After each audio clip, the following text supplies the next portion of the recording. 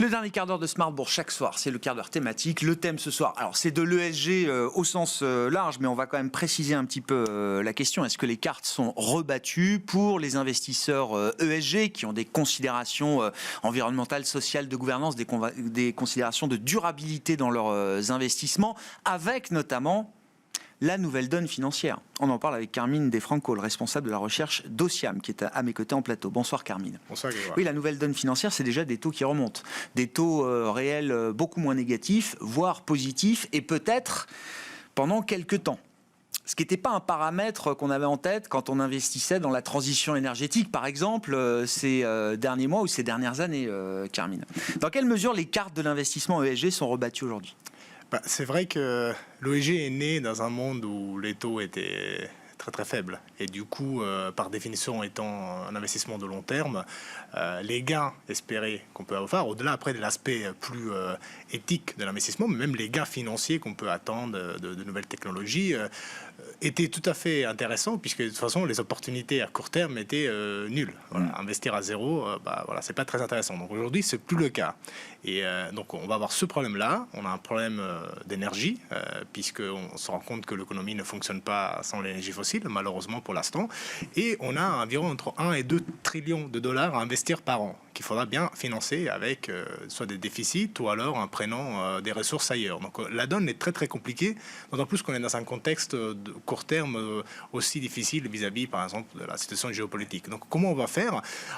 Pour l'instant, on ne sait pas. En revanche, les entreprises qui, elles, avaient bâti ou essayé de bâtir un modèle autour de cette dynamique-là souffrent en bourse. Donc, en 2022, on le sait, c'est une année compliquée pour tout ce qui était plus ou moins catégorisé comme ESG. Donc, la question est, est-ce qu'aujourd'hui, on est capable de réfléchir à un nouveau framework pour que ces investissements-là puissent réavoir du sens, peut-être se reposer des bonnes questions. Donc, est-ce que faut-il regarder peut-être plus des profits qu'on peut avoir avec des technologies existantes plutôt que des concept stocks. Voilà, donc il y a tout un tas de sujets que les investisseurs commencent à se poser dans un monde où les taux d'intérêt ne sont plus négatifs ou nuls. Bon, et vos convictions à ce stade, comment est-ce que vous voyez les choses évoluer ? Est-ce que ça veut dire beaucoup plus de sélectivité déjà de la part des investisseurs, y compris dans cette dimension ESG ?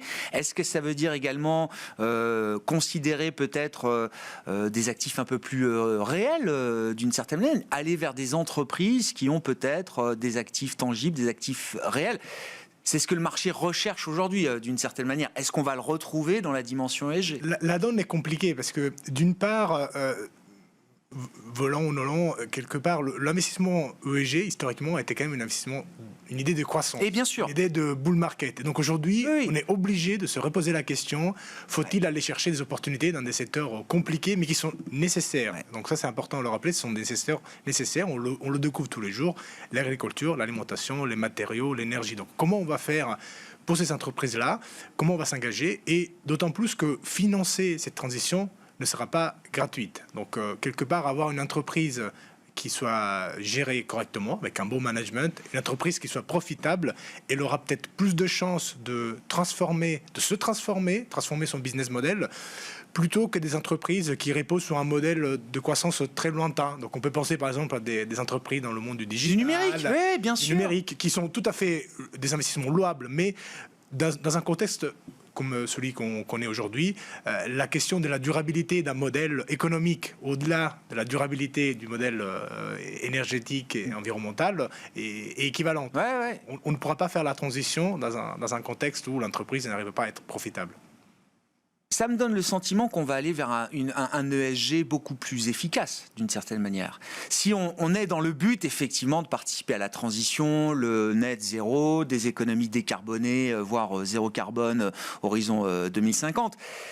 Je veux bien qu'acheter L'Oréal ou Estée Lauder ou j'en sais rien, qui doivent avoir des notes ESG superbes, je n'en doute pas. Très bien pour un portefeuille ESG, ça fait monter le score, c'est pas très carboné en plus, donc ça permet d'être aligné sur les accords de Paris. Mais c'est pas ce que va faire L'Oréal qui permettra de faire la transition énergétique quand on regarde les masses et les ordres de grandeur qui sont générés par des industries beaucoup plus dures comme vous dites. Est-ce que ça va ramener justement le focus vers ces industries avec des investisseurs ESG qui vont rentrer un peu dans le dur, justement, aller là où il y a des problèmes? Quelque part, la donne change et donc du coup, il va falloir se reposer des questions. Il en reste parce que les investisseurs finaux, alors on pense à beaucoup des gens qui nous écoutent ce soir, c'est les porteurs finaux de ces stratégies-là. Ils vont certainement s'intéresser à l'aspect environnemental, mais ils vont aussi s'intéresser à l'aspect performance. Et donc du coup, pour nous, pour les gérants, ça va être très important de se poser la question comment on peut aligner une idée d'investissement responsable avec des investissements dans des secteurs qui, probablement, dans les années à venir, vont retrouver plus de couleurs. Moi, j'ai réfléchi à une information, une statistique qui est assez frappante. Donc, aujourd'hui, dans le monde, il y a 90% du GDP mondial qui est couvert soit par une loi climat, donc c'est le cas par exemple de la France, de l'Allemagne, soit par des documents, ce qu'on appelle des policies, qui sont assez strictes. Par exemple aux États-Unis, c'est le cas de l'Italie, c'est le cas de certains pays nordiques. Donc d'une part, on a un monde où à peu près toutes les économies sont couvertes par ces politiques-là, et pourtant les émissions ne cessent de croître.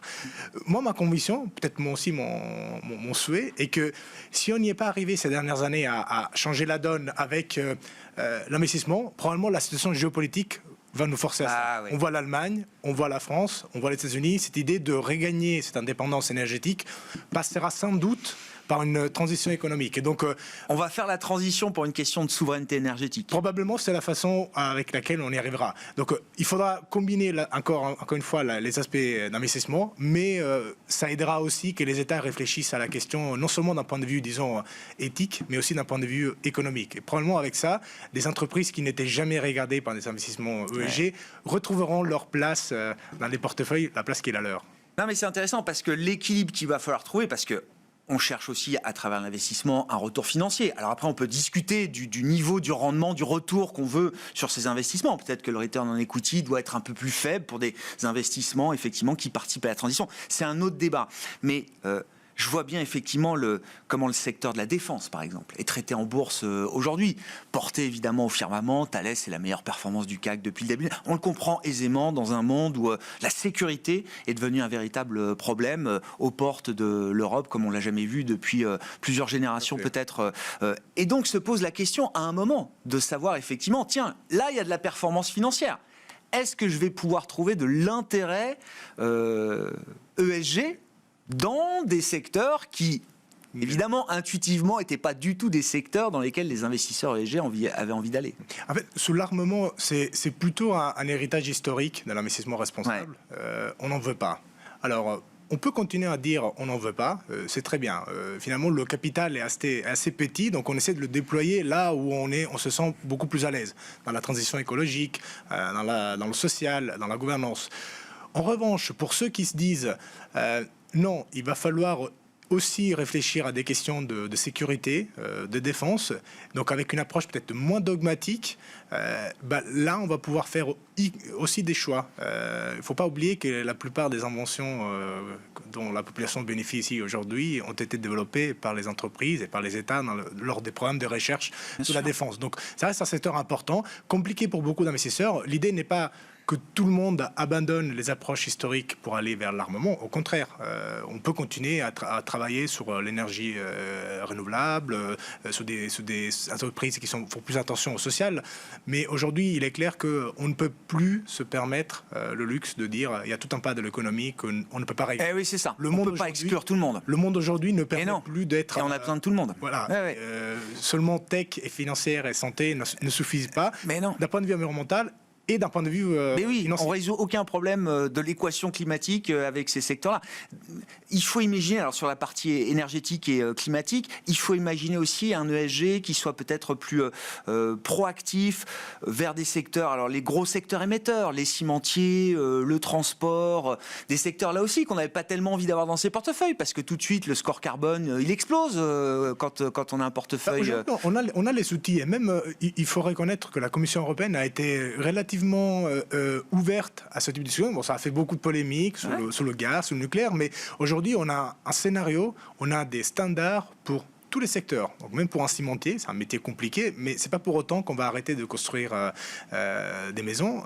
On peut réfléchir à des nouveaux matériaux, mais cependant, pour l'instant, ça, c'est des choses dont on a besoin. Donc comment on fait pour ramener ces entreprises, ces industries, dans un scénario qui nous permet d'arriver à net zéro et ensuite atteindre les objectifs de l'accord de Paris. Donc l'investissement ESG aujourd'hui doit se transformer d'un exercice de scoring. Donc je veux le portefeuille qui soit le meilleur parmi mes concurrents, parmi les choix possibles, à un portefeuille qui vraiment permet d'atteindre les objectifs dont on s'est fixé. Et donc ça passe aussi par des investissements dans des entreprises compliquées, disons. Ouais. Et ça, pour conclure, Carmine, la réglementation peut le permettre.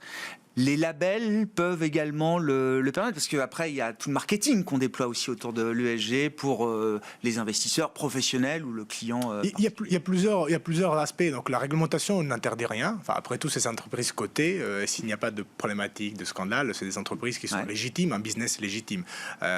Les labels, ça dépend du type de label. Donc après, évidemment, il y a des labels qui sont plutôt orientés sur la transition climatique. Donc évidemment, dans un type de fonds qui aurait ce type de label, on s'attend à trouver des entreprises qui soient pertinentes à la thématique. Après, vous savez, le label ISR, c'est un label généraliste, donc c'est plutôt un label qui essaie de promouvoir des caractéristiques. Donc, vous pourrez très bien avoir des entreprises dans des secteurs beaucoup plus compliqués, ça ne ferait pas de problème. Et la réglementation européenne qui n'interdit en rien, voilà, on l'oublie souvent, mais par exemple l'armement, il n'est pas du tout sanctionné dans la réglementation européenne. On parle encore de l'armement qui n'est pas assujetti à des traités. Oui, bien sûr. Donc, il y a aujourd'hui beaucoup de possibilités à faire. Donc, on ne peut pas se restreindre, parce que sinon le résultat, c'est d'avoir aussi des performances financières qui ne sont pas évidentes.